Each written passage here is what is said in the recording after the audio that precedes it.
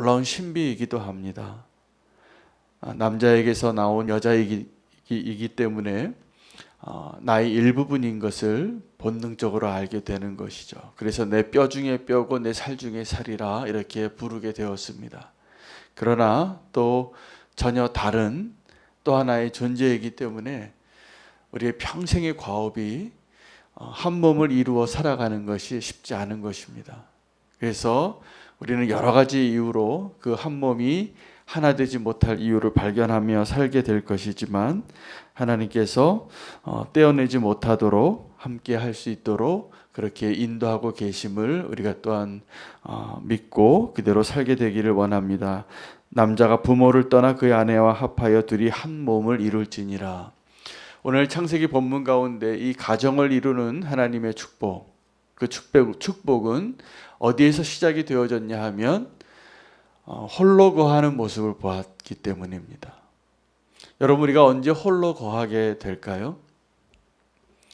너무 교만하거나 아니면 버림받았거나입니다. 정말 외로운 사람이 있습니다.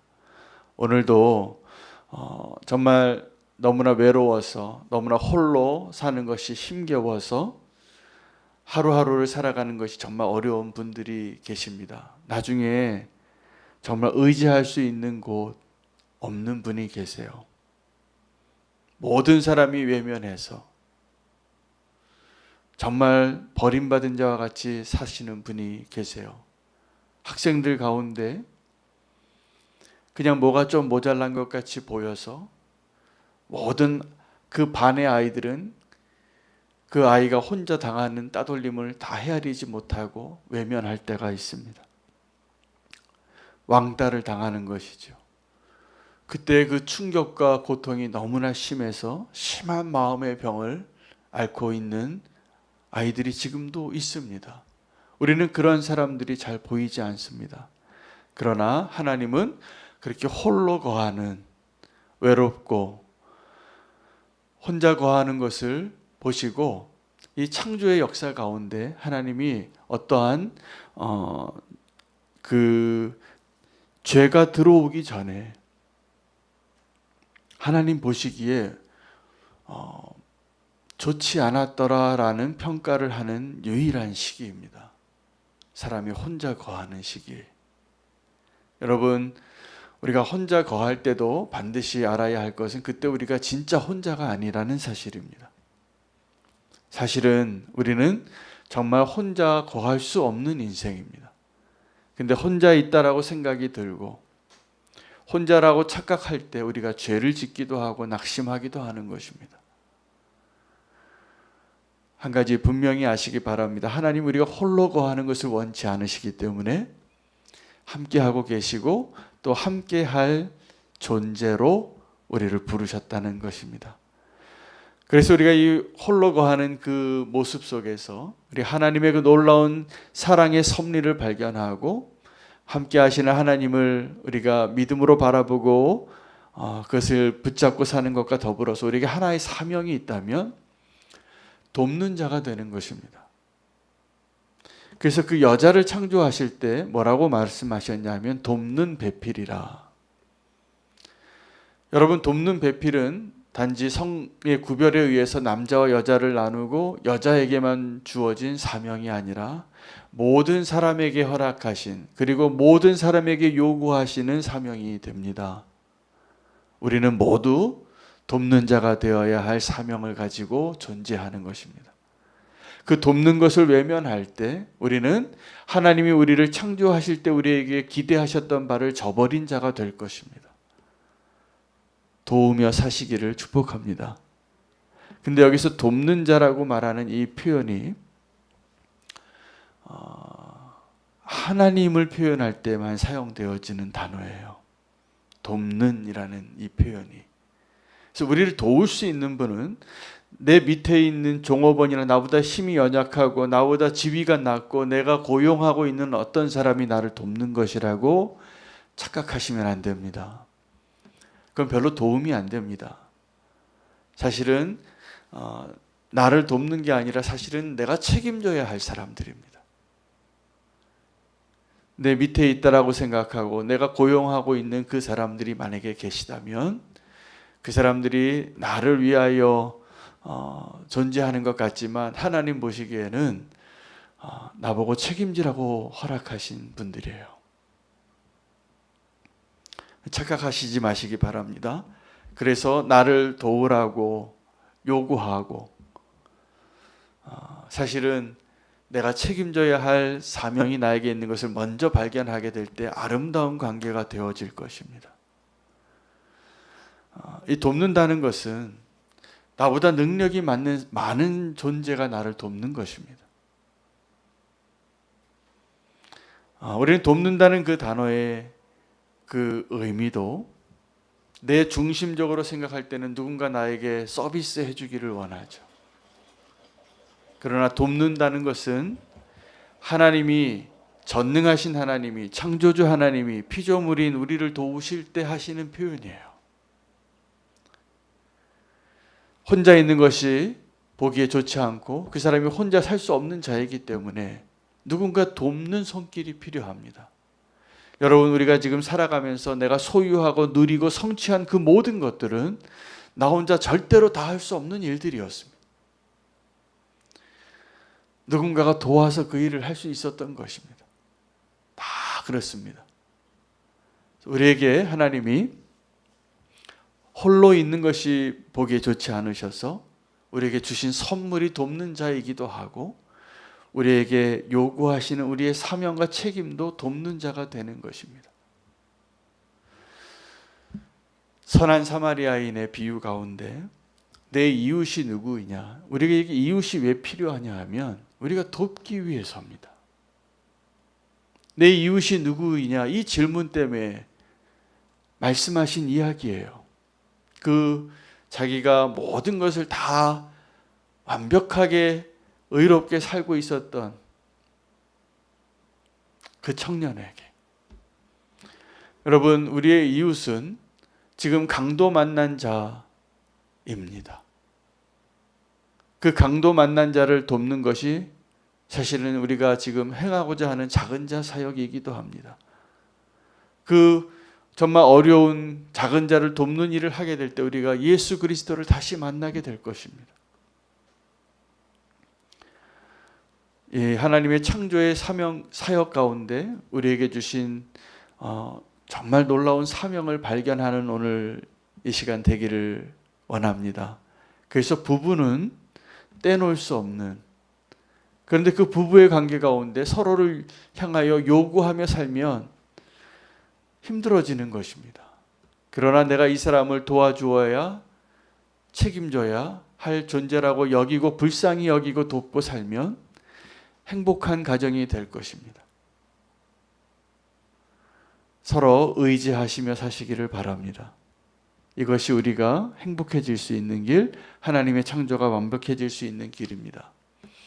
하나님만이 하실 수 있는 그 일을 우리에게 맡긴 것입니다. 하나님이 도울 수 있는 일을 우리에게 부탁하신 거예요. 그래서 하나님은 가난한 자를 돕는 것을 기뻐하세요. 우리가 어떤 가난한 자를 도울 때 하나님이 우리에게 빚진 자가 된 것이라고 말씀하셨습니다.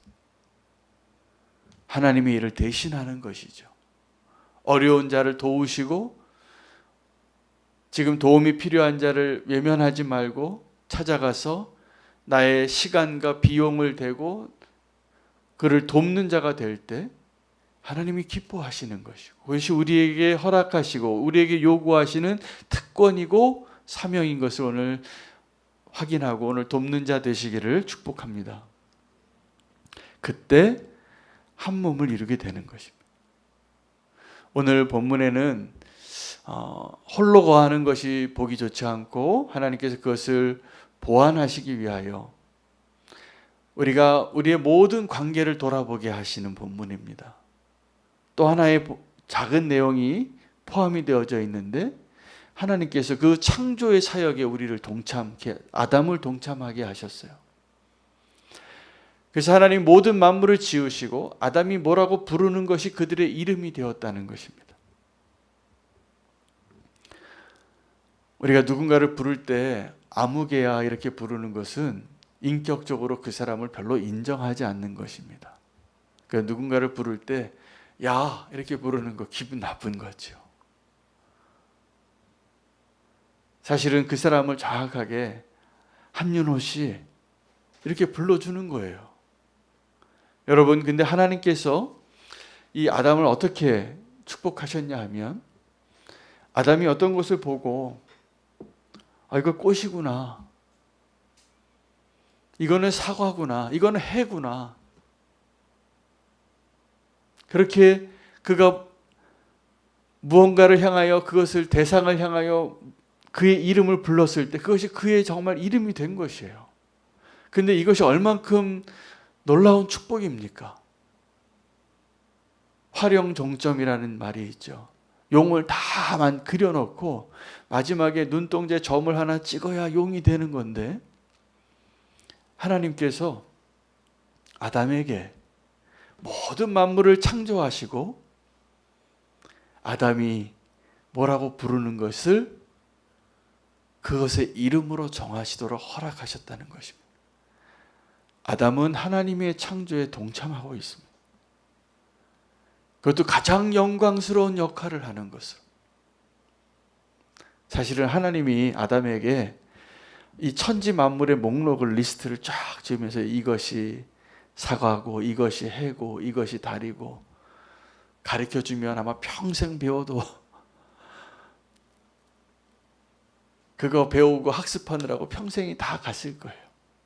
그런데 하나님은 무엇을 기뻐하셨냐면, 아담에게 하나님의 형상과 하나님의 모양으로, 하나님의 그 창조력을 가진 존재로, 그 지혜로 창조하시고, 아담이 그들과 관계 맺으면서 그들의 이름을 부르면서 사는 것을 기뻐하시고, 그가 부르는 그 이름이 정말 그 존재하는 의미와 그 창조의 완성을 아담에게 허락하신 거예요.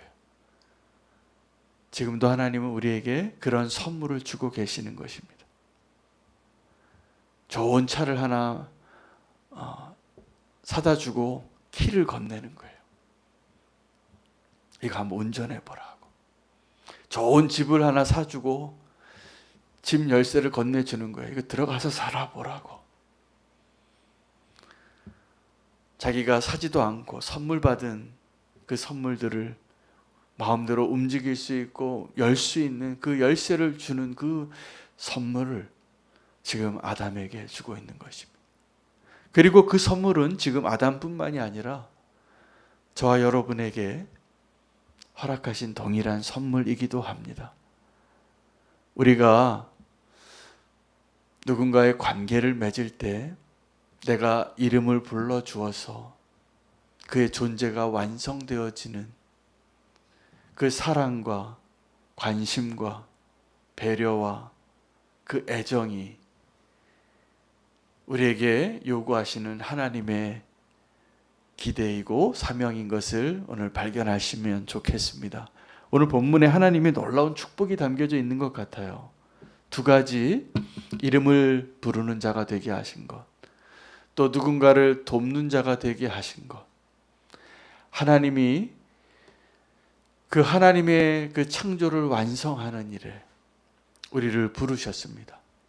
우리 어제 본문에는 그 하나님의 동산에 생명의 강물이 흐르고 사람이 기경하여 손길이 닿아서 아름다운 정원이 되게 하신 것처럼, 하나님은 이 피조 세계 가운데 우리가 반드시 있어야만 완성되어지는 그 하나님의 창조의 역사의 자리에 우리를 부르셨습니다.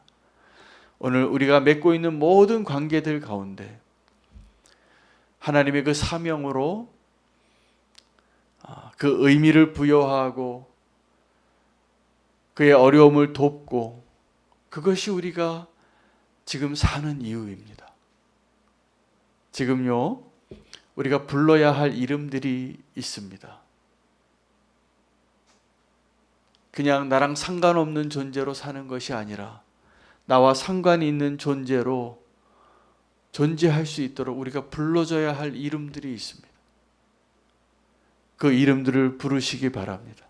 그리고 그 이름을 부름으로 인하여 하나님을 인정하고 하나님의 그 창조와 하나님의 섭리가 이루어질 수 있도록 이름을 부르는 자 되기를 원합니다. 이름을 부른다는 것은 인격적인 관계를 의미하는 거예요. 내가 정말 아는 거예요. 여러분, 감옥에 들어가면 이름 없어집니다. 군대에 들어가니까요, 이름표를 떼고 여기다 숫자를 주더라고요. 그 숫자를 아직도 외워요. 제가 그 군번을. 그 훈련 받으면서 그 번호를 부른 거예요. 그 군번 번호가 꽤 긴데 그 번호를 지금도 외우더라고요. 제가 그 번호로 불렀거든요. 그 훈련 받는 기간 동안.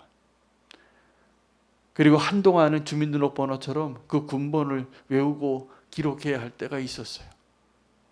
이름이 없어요. 여러분, 그 군대에서, 그 감옥에서 왜 이름을 부르지 않고 군번을 부르는지 압니까?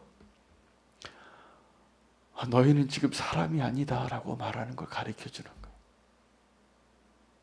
이름을 없애버리면 인격이 없어지는 거예요.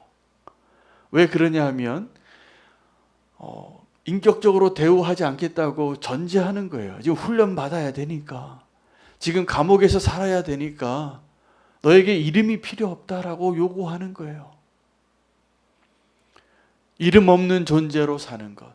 여러분, 성경에서도 보니까 정말 그 사람이 의미 없는 자라는 것을 강조하기 위해서 이름을 빼고 소개하는 인물들이 있어요. 보아스에게 자기의 기업 물을 자의 그 책임을 외면하고 싶은 그 친척의 이름을 아무개라고 부릅니다. 그 사람은 사실은 그 이름이 소개되어지고 그 이름이 예수 그리스도의 족보에 나올 수 있는 기회를 잃어버린 사람이에요. 여러분, 내 이름을 하나님이 기억해 주시고 인정해 주실 때 그 생명책에 내 이름이 기록되어지는 것이 내 구원의 의미예요. 로마서에서는 누구든지 주의 이름을 부르는 자는 구원을 얻으리니, 우리가 하나님을 알고 하나님을 인격적으로 알게 되어질 때 그 하나님의 이름 알고 싶어서 모세가 물었던 거예요. 내가 이제 내 백성들에게 가서 지금 내가 만난 당신을 뭐라고 소개해야 하냐고. 스스로 있는 자라. 여러분, 우리가 하나님의 이름도 불러야 하나님과 인격적인 관계가 되어지는 것처럼, 내가 누군가의 존재에 어떤 지금도 우리가 부르는 그 모든 것들, 그 창조의 역사에 동참하게 하신 그 축복과 더불어서 나에게 이름을 주시고 내 이름을 생명책에 기록하신 그 하나님의 놀라운 섭리 가운데 사시게 되기를 축복합니다. 제가 성경을 보면서 정말 많은 인물들이 나오는데 그 사람의 인생에 대해서 알려고 하면 어떤 한 존재에 대해서 그 사람의 이름을 묵상해 보면 됩니다. 그 이름 가운데 그 사람의 인생이 다 담겨져 있더라고요. 왜요? 하나님이 그 이름을 주셨기 때문이고, 또 주변에 있는 사람들이 그렇게 불렀기 때문이고, 아니면 거꾸로 그 사람이 그렇게 살았기 때문에 그 사람의 이름으로, 그 사람의 삶으로 이름이 정해진 거예요. 나중에 그 의미가. 근데 아담에게 그 이름 짓는 자의 자리에 놓아주신 거예요. 오늘 하나님의, 오직 하나님만 할 수 있는 두 가지 축복을 아담에게 허락하셨거든요. 근데 다 관계와 연관이 있습니다. 하나는 이름을 짓는 자로, 또 하나는 사람을 돕는 자로. 오늘 우리의 관계를 다 한번 돌아보시고 하나님이 오늘 우리에게 축복해 주신 그 관계로 회복하고 그 관계를 세워가는 일 가운데 오늘 하루를 주님과 동행하시기를 축복합니다. 한 몸을 이루시는 그것은 하나님 축복 가운데 가장 온전한 관계를 허락하신 것이죠. 제가 보니까 부부는 촌수가 없잖아요. 한 몸이에요. 정말 한 몸이에요. 그 남이 아닌 것입니다. 떼어놓을 수가 없는 것입니다. 이런 관계가 없습니다. 하나님과 그 한 몸을 이루시기를 바라고 그 가정을 더 온전히 아름다운 관계로 세워가시기를 바랍니다. 거기에 하나님의 창조 가운데 허락하신 축복과 또 하나님의 계획이 그 안에 있음을 발견하는 오늘 하루 되시기를 축복합니다. 하나님 우리에게 주신 그 축복을 다시 한번 기억하면서 오늘 함께 기도할 제목들 가지고 기도하겠습니다. 오늘은 포도나무 마을의 태신자들을 위하여 함께 기도하겠습니다. 선교사님들을 위하여 기도하기를 원합니다.